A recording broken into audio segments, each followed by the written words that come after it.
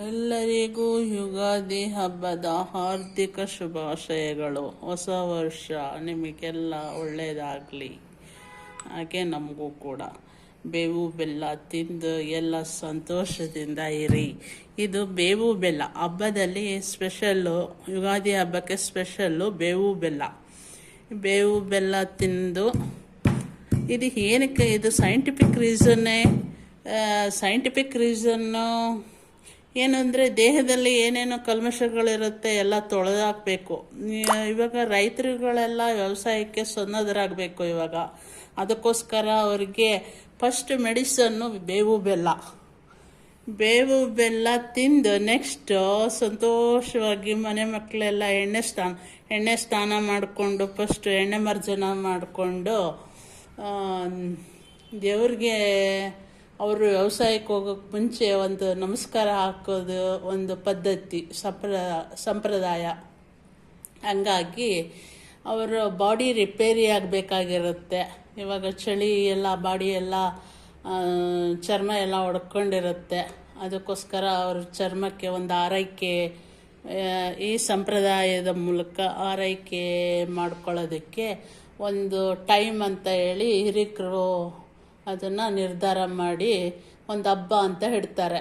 ಹಬ್ಬಕ್ಕೆ ಈ ಥರ ಎಣ್ಣೆ ಮರ್ಜನ ಮಾಡಿಸ್ತಾರೆ ಎಲ್ರಿಗೂ, ಮನೆ ಮಕ್ಕಳು ಮತ್ತು ಹೆಂಗಸರು ಗಂಡಸರು ಎಲ್ಲ ಹಂಗೆ ಒಬ್ರಿಗೊಬ್ರು ಎಣ್ಣೆ ಹಚ್ಕೊಂಡು ಸ್ನಾನ ಮಾಡೋ ಅಂಥದ್ದು, ಬಿಸಿ ನೀರಿನ ಸ್ನಾನ ಮಾಡೋ ಅಂಥದ್ದು. ಅಥವಾ ಸ್ನಾನಕ್ಕೆ ಮಾಡಬೇಕಾದ್ರೆ ಬಿಸಿ ನೀರಿಗೆ ಈ ಥರ ಬೇವಿನ ಸೊಪ್ಪನ್ನ ಹಾಕಿ ಸ್ನಾನ ಮಾಡೋ ಅಂಥದ್ದು. ಸ್ನಾನ ಮಾಡಾದ್ಮೇಲೆ ದೇವರಿಗೆ ಒಂದು ನಮಸ್ಕಾರ ಮಾಡಬೇಕಲ್ವ. ನಮಸ್ಕಾರ ಮಾಡೋದಕ್ಕೂ ಮುಂಚೆ ಎಲ್ಲ ಅಡುಗೆ ಊಟ ಎಲ್ಲ ಹೆಂಗಸರು ರೆಡಿ ಮಾಡಿರ್ತಾರೆ. ಅದನ್ನೆಲ್ಲ ದೇವ್ರಿಗೆ ಅರ್ಪಿಸಿ, ಮತ್ತು ಅರ್ಪಿಸುವಾಗ ಈ ಫಸ್ಟು ಅವ್ರಿಗೆ ಒಂದು ಮೆಡಿಸನ್ ಇದ್ದಂಗೆ. ರೈತರುಗಳೆಲ್ಲ ವ್ಯವಸಾಯಕ್ಕೆ ಹೋಗೋಕ್ಕೂ ಮುಂಚೆ ಅವ್ರ ಬಾಡಿ ರಿಪೇರಿ ಆಗಬೇಕಲ್ಲ, ಅದಕ್ಕೋಸ್ಕರ ಈ ಥರ ಬೇವಿನ ಜೊತೆಗೆ ಕಾಂಬಿನೇಷನ್ನು ಬೆಲ್ಲ. ಈ ಥರ ಬೇವು ಬೆಲ್ಲನ ಕುಟ್ಟಿ ರೆಡಿ ಮಾಡ್ತಾರೆ ಸಣ್ಣಕ್ಕೆ. ಮತ್ತು ಅವರೆಲ್ಲ ವ್ಯವಸಾಯದಲ್ಲಿ ಬ್ಯುಸಿ ಇರ್ತಾರಲ್ಲ, ಹಂಗಾಗಿ ಅವರು ದೇವಸ್ಥಾನಕ್ಕೆಲ್ಲ ಹೋಗೋದಕ್ಕೆ ಟೈಮ್ ಇರಲ್ಲ ಅಂದ್ಬಿಟ್ಟು ಈ ಥರ ಒಂದು ಟೈಮನ್ನ ನಿರ್ಧಾರ ಮಾಡಿರ್ತಾರೆ. ಈ ಥರ ದೇವಸ್ಥಾನಕ್ಕೆ ಹೋಗಿ ಹಣ್ಣು ಕಾಯಿ ಎಲ್ಲ ಮಾಡಿಸಿ ಮುಂದೆ ಬೆಳೆಯುವಂಥ ಬೆಳೆ ಎಲ್ಲ ಚೆನ್ನಾಗಾಗಲಿ ಅಂತೇಳಿ ದೇವರಿಗೆ ಕೈ ಮುಗಿದು ಮನೆಯಲ್ಲಿ ಮಾಡಿರೋ ಅಂಥ ಹಬ್ಬದ ಊಟನ ಮಾಡಿ, ಯಾಕೆಂದರೆ ಅವ್ರಿಗೂ ಶಕ್ತಿ ಬೇಕಲ್ಲ, ಎನರ್ಜಿ ಬೇಕು. ಆ ಎನರ್ಜಿಗೋಸ್ಕರ ಅವರು ಹಬ್ಬದ ಊಟ ಮಾಡ್ತಾರೆ. ಹೋಳಿಗೆ, ವಡೆ ಮತ್ತು ಎಲ್ಲ ಥರದ ತರಕಾರಿಗಳನ್ನ ಹಾಕಿ ಬಾತ್ ಮಾಡೋದು, ಮತ್ತು ಮನೆ ಮಂದಿ ಎಲ್ಲ ಜೊತೆಲಿ ಕೂತು ಸಂಭ್ರಮಿಸೋದು, ಹೊಸ ಬಟ್ಟೆಗಳನ್ನ ಹುಟ್ಟಿ ಸಂತೋಷ ಪಡೋದು. ಅವ್ರಿಗೆ ವ್ಯವಸಾಯದಲ್ಲಿ ಬ್ಯುಸಿಯಾಗಿರ್ತಾರೆ, ಹಾಗಾಗಿ ಟೈಮ್ ಸಿಗಲ್ಲ ಎಲ್ಲ ಟೈಮಲ್ಲೂ ಸಂಭ್ರಮಿಸೋದಕ್ಕೆ. ಈ ಒಂದು ಟೈಮನ್ನ ಹಿರಿಕರು ನಿರ್ಧಾರ ಮಾಡಿ, ಇದು ನಮಗೆ ಹೊಸ ವರ್ಷ, ವ್ಯವಸಾಯಕ್ಕೆ ಹೋಗೋ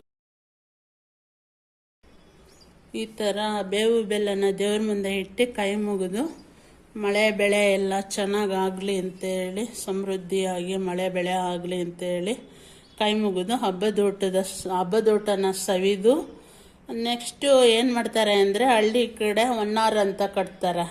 ದನಗಳು ಎಲ್ಲ